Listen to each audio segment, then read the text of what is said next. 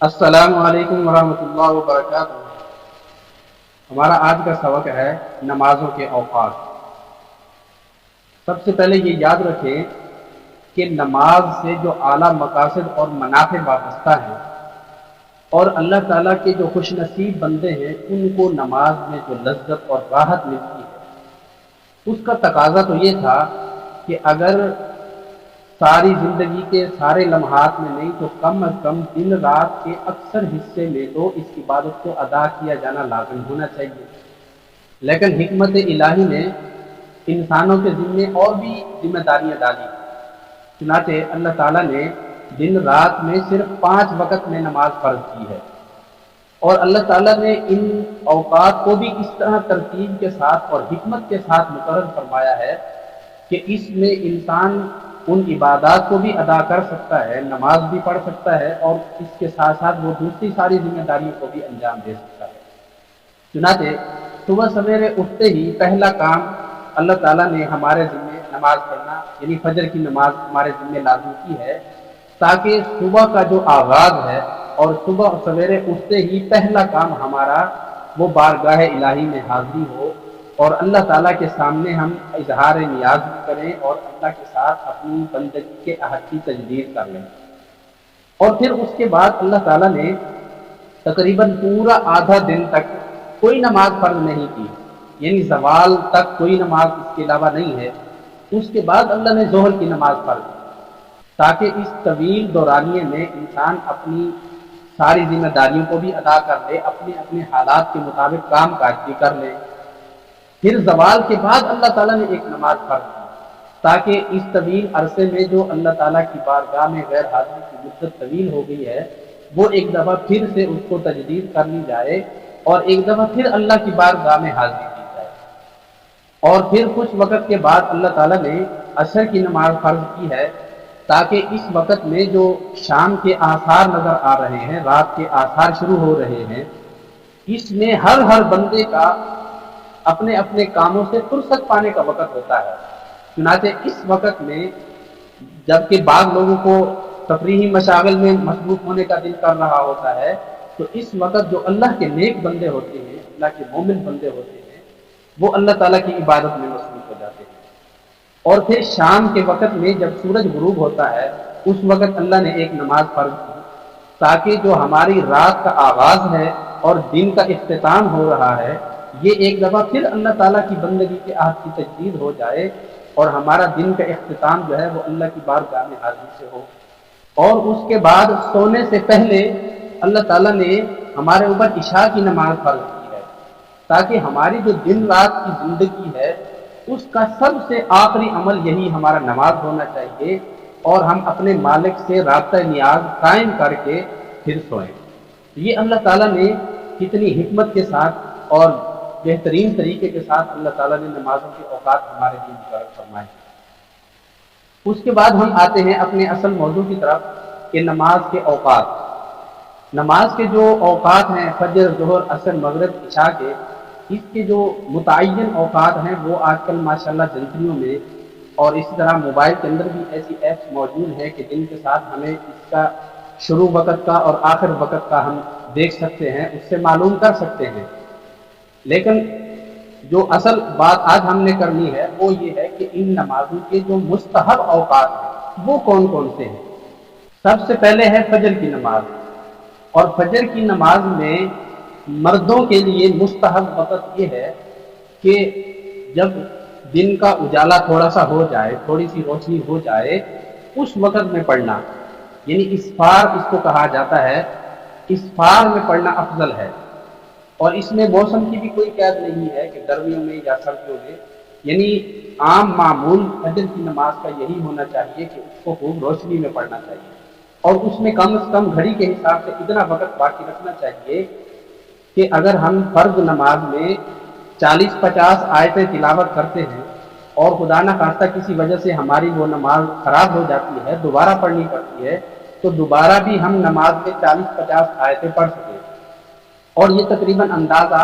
آدھا گھنٹہ یا 35 منٹ کا وقت بنتا ہے، یعنی سورج طلوع ہونے سے اتنا پہلے نماز فجر کی پڑھنی چاہیے، یہ مستحب وقت۔ اور ظہر کی نماز میں مستحب وقت کے بارے میں تھوڑی سی تفصیل ہے، اور وہ یہ ہے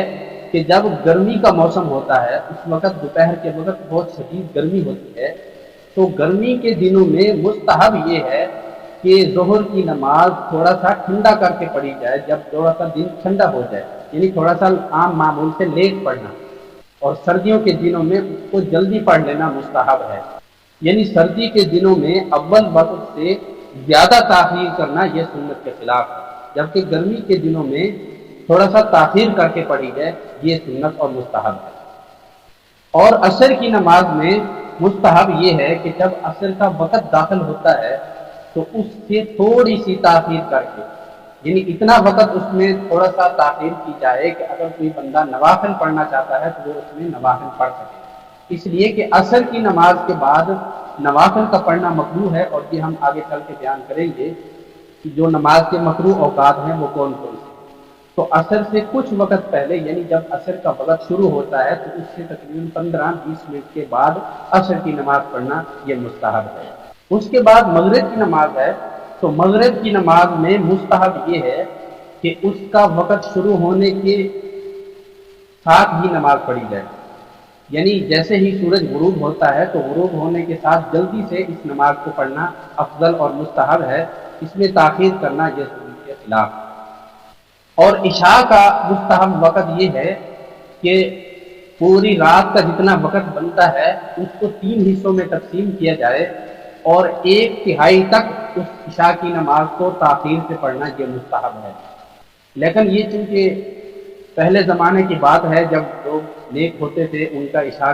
نمازوں کے ساتھ لگاؤ ہوتا تھا، وہ مسجد میں باقاعدگی کے ساتھ اور پابندی سے حاضر ہوتے تھے، لیکن چونکہ آج کل سستی غالب ہے، اس لیے اب بہتر یہ ہے کہ عوام الناس کی سہولت کو مد نظر رکھتے ہوئے عشاء کی نماز کو اول وقت میں پڑھ لینا یہ درست اور بہتر ہے۔ اس کے بعد اگلا ٹاپک ہے مکروہ اوقات،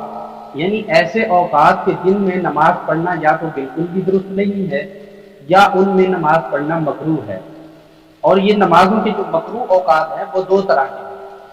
ان میں سے ایک وہ ہے کہ جس میں بالکل کوئی نماز پڑھنا بھی درست نہیں ہے، نفل، فرض، واجب، سنت، کوئی نماز پڑھنا بھی اس وقت میں درست نہیں ہے۔ اس وقت میں اگر کوئی بھی نماز پڑھیں گے تو اس کو دوبارہ پڑھنا لازم اور ضروری ہے، اور وہ کل 3 اوقات ہیں۔ ان میں سے پہلا ہے عین طلوع آفتاب کے وقت، جب سورج طلوع ہو رہا ہوتا ہے اس وقت کوئی نماز پڑھنا بھی درست نہیں ہے۔ اسی طرح جب سورج ڈھل رہا ہوتا ہے مشرق سے مغرب کی طرف، اس وقت بھی کوئی نماز پڑھنا جائز نہیں ہے، مکروہ ہے۔ اور اسی طرح غروب آفتاب کے وقت۔ اب اس کا جو جیومیٹریکل حساب کتاب ہے وہ تو شاید ہمیں سمجھ نہیں آئے گا، لیکن آپ لوگوں کی سہولت کے لیے یہ آپ کو بتا دیتا ہوں کہ جو جنتریوں میں یا موبائل ایپس کے اندر فکس ٹائم ہمیں بتایا جاتا ہے کہ اس وقت میں سورج طلوع ہوتا ہے، مثال کے طور پہ 5:20 پہ طلوع ہوتا ہے، تو اس صورت میں طلوع آفتاب سے لے کر اس کے بعد 15 منٹ تقریباً انتظار کرنا چاہیے، یہ سارا مکروہ وقت ہوتا ہے۔ یعنی طلوع آفتاب کے عین وقت سے لے کے 15 منٹ تک یہ سارا مکروہ ٹائم ہے۔ اور جو زوال کا ٹائم ہے اس میں یہ دیکھنا چاہیے کہ جو فکس ٹائم بتایا جاتا ہے اس سے احتیاطاً 10 منٹ پہلے اور احتیاطاً 10 منٹ بعد، یعنی اس 20 منٹ کے دورانیے میں یہ مکروہ وقت ہوتا ہے، اس میں کوئی نماز نہیں پڑھنی چاہیے۔ اسی طرح غروب آفتاب کے وقت جو غروب کا عین ٹائم ہوتا ہے، فکس ٹائم ہوتا ہے، اس سے تقریباً 15-16 منٹ پہلے یہ مکروہ وقت شروع ہو جاتا ہے، اور اس میں کوئی بھی نماز نہ پڑھی۔ لیکن اس کے ساتھ ساتھ ایک وضاحت عرض کر دیتا ہوں کہ غروب آفتاب میں ایک اضافی ایک مسئلہ ہے کہ اگر ہم نے اسی دن کی عصر کی نماز ابھی تک نہیں پڑھی تو شریعت کا مسئلہ ہے کہ اسی دن کی عصر کی نماز آپ نے غروب آفتاب سے پہلے شروع کر لی، اور اس نماز کے دوران ہی غروب ہو گیا، سورج غروب ہو گیا، تو شریعت کا حکم یہ ہے کہ اس دن کی عصر کی نماز ادا ہو جائے گی، لیکن اس کے علاوہ اور کوئی نماز پڑھنا درست نہیں ہے۔ اور دوسرے جو مکروہ اوقات ہیں وہ ایسے ہیں کہ ان میں صرف نفل نماز پڑھنا درست نہیں ہے، اس میں نفل نماز پڑھنا مکروہ ہے۔ اس کے علاوہ اگر کوئی قضا نماز ہم پڑھنا چاہتے ہیں یا کوئی واجب نماز ہم پڑھنا چاہتے ہیں، مثلا ہم نے کوئی نوافل پڑھنے کی منت مان رکھی تھی، وہ منت پوری ہوگی تو وہ نوافل لازم ہو جاتے ہیں۔ تو یہ نوافل جو ہم نے منت کے معنی ہوئے ہیں یہ بھی اس وقت میں پڑھے جا سکتے ہیں، کوئی قضا نماز بھی پڑھی جا سکتی ہے، لیکن نوافل پڑھنا یہ مکروہ ہے۔ ان میں سے پہلا ہے کہ صبح صادق جب فجر کا وقت شروع ہو جاتا ہے نماز کا، اس وقت سے لے کے سورج کے طلوع ہونے تک سوائے سنت اور فرضوں کے اس کے علاوہ کوئی نفل نماز پڑھنا اس میں مکروہ ہے۔ اور دوسرا ہے عصر کے فرض پڑھ لینے کے بعد، عصر کے فرض پڑھنے سے پہلے تو نفل نماز پڑھی جا سکتی ہے، لیکن جب عصر کے فرض ادا کر لیے تو اس کے بعد اب غروب آفتاب تک یعنی سورج کے زرد ہو جانے تک جو مکروہ ٹائم شروع ہوتا ہے جس میں کوئی نماز نہیں پڑھنا چاہیے ہوتا، تو اس سے پہلے پہلے نوافل پڑھنا مکروہ ہے۔ ہاں البتہ اس میں قضا نماز پڑھی جا سکتی ہے۔ تو یہ ہمارا آج کا سبق ہے، امید ہے آپ لوگوں کو سمجھ آ گیا ہوگا۔ اللہ تعالی ہمیں سمجھنے عمل کرنے کی توفیق دے۔ جزاکم اللہ جزاء حسنا۔